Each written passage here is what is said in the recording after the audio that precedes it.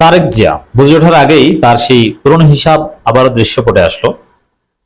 বলা যায় না, এমন পরিস্থিতি তৈরি হতে পারে যে তারেকের লন্ডন যাত্রা অনিবার্য হয়ে উঠতে পারে, কারণ অবস্থা কিন্তু ভালো না।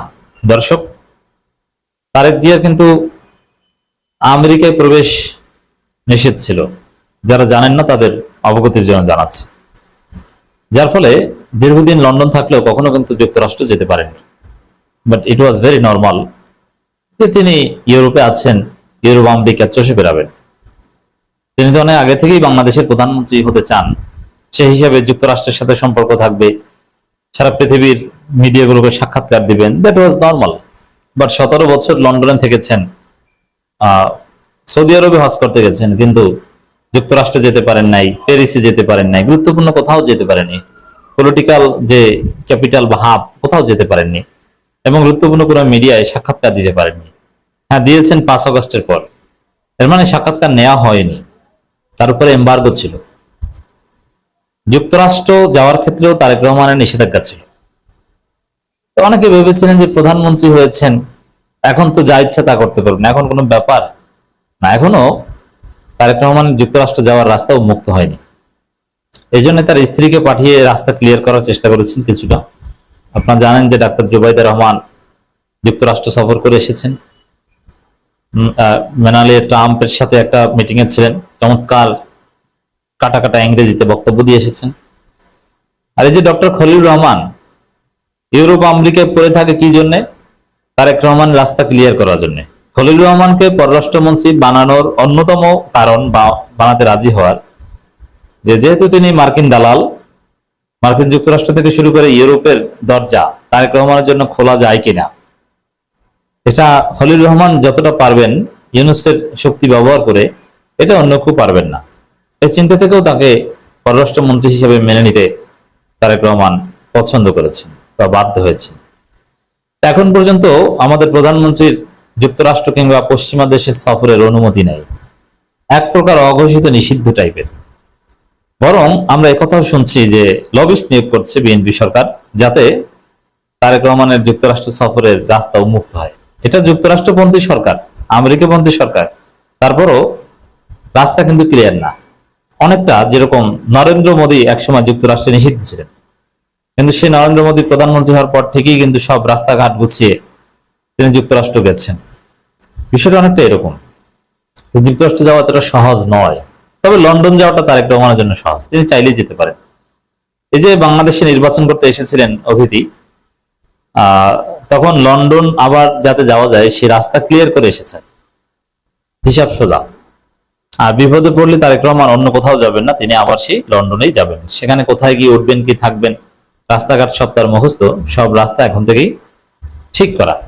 কারণ বাংলাদেশের প্রধানমন্ত্রীকে যে পালাতে হয়, এটা একটা এক্সাম্পল সেট হয়ে গিয়েছে। এই জন্য আমার মনে হয় যে যদি এবার সত্যিকার অর্থেই জুলাই সনদ, গণভোট এগুলো পুরোপুরি বাস্তবায়িত না হয়, তাহলে একটা নির্দিষ্ট সময় পর পর প্রধানমন্ত্রীকে পালাতে হবে। তাতে প্রধানমন্ত্রী যেই হোক না কেন, জামাত ক্ষমতা এসে যদি জনগণের পালসের সাথে বেইমানি করে, তাহলে জামাতের প্রধানমন্ত্রীকেও হয়তো পালাতে হবে।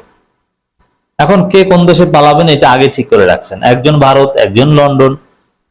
এখন জামাতের আমির আসলে তিনি কি বেইজিং ঠিক করে রাখতেন, বেইজিং কি বুকিং দিয়ে রাখতেন, হু নস, হোয়াটএভার। তো দর্শক, এই পুরনো যে হিসাব যুক্তরাষ্ট্রের নিষেধাজ্ঞা, এটা এখন সামনে আসছে, এটা নিয়ে চারিদিকে নানান আলাপ আলোচনা হচ্ছে। At the same time Hasnat Abdullah একটা পুরানো আলাপ তুলেছেন, এর মানে পুরানো হিসাব তারেক রহমানের কিছু ছাড়ছে না, তারেক রহমানকে এই হিসাব বয়ে যেতে হবে। তারেক রহমানকে নিজের সিদ্ধান্তে দেশ পরিচালনা করছেন, হাসনাত আব্দুল্লাহ এই প্রশ্ন তুলছেন।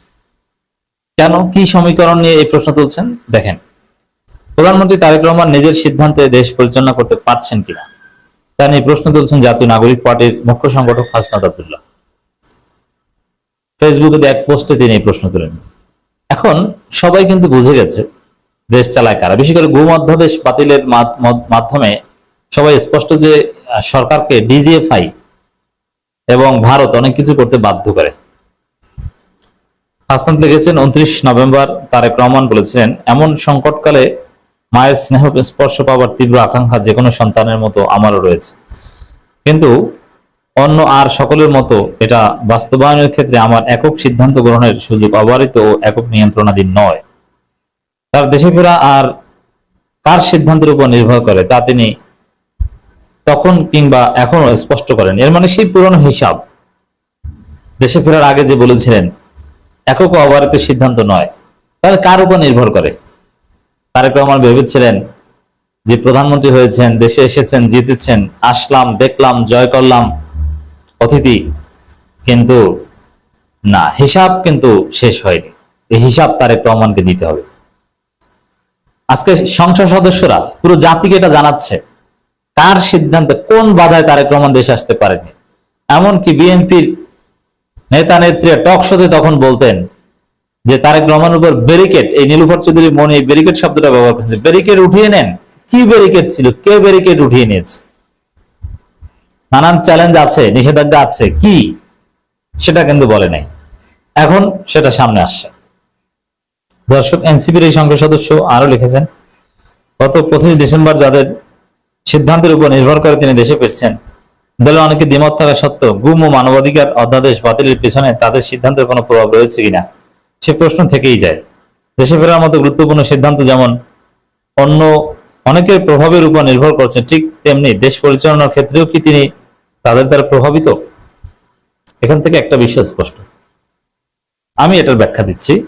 তারেক রহমান দেশে ফিরতে পারছিলেন না, কারণ তারেক রহমান যখন বাংলাদেশ ছেড়েছিলেন 111 সরকারের সময়, তখন রাজনীতি না করার মুস্তেকা দিয়ে ছেড়েছেন। এই যে যুক্তরাষ্ট্র যেতে পারছে না, ওখানেও কিন্তু মুস্তেকা দেয়, এবং তৎকালীন মার্কিন রাষ্ট্রদূতের মধ্যস্থতায় তারেক রহমান মুস্তেকা দিয়েছিলেন, এবং মুস্তেকার কপি মার্কিন যুক্তরাষ্ট্রের রাষ্ট্রদূতের কাছে জমা ছিল, এবং এখন ওইটা যুক্তরাষ্ট্রের কাছে জমা আছে। আর মুস্তেকাটা নিয়েছিল বেসিক্যালি ডিজিএফআই, অর্থাৎ ডিজিএফআই ক্লিয়ারেন্সের অপেক্ষায় ছিলেন তারেক রহমান। ডিজিএফআই ক্লিয়ারেন্স ছাড়া তার মায়ের অসুস্থতার সময় আসতে পারেননি।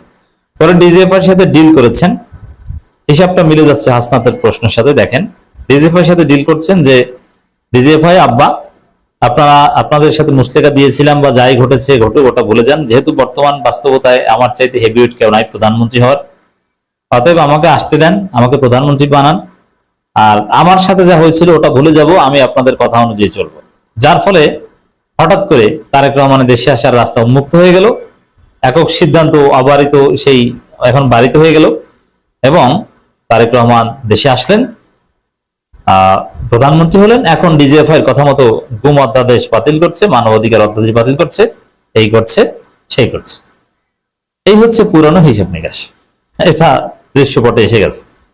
হাসান লিখেছেন, জনাব তারেক রহমান কি নিজের সিদ্ধান্ত দেশ পরিচালনা করতে পারছেন, নাকি নেপথ্যে অন্য কেউ রয়েছেন যাদের আমরা চিনি না, যারা নিজের সিদ্ধান্ত ছাড়াও যাদের সিদ্ধান্তের উপর তারা দেশে ফেরা অধ্যাদেশ বাতিলের সিদ্ধান্ত নির্ভর করতে পারে, তারা কারা? তারা ডিজিএফআই। আশা করি বুঝাতে পারছি।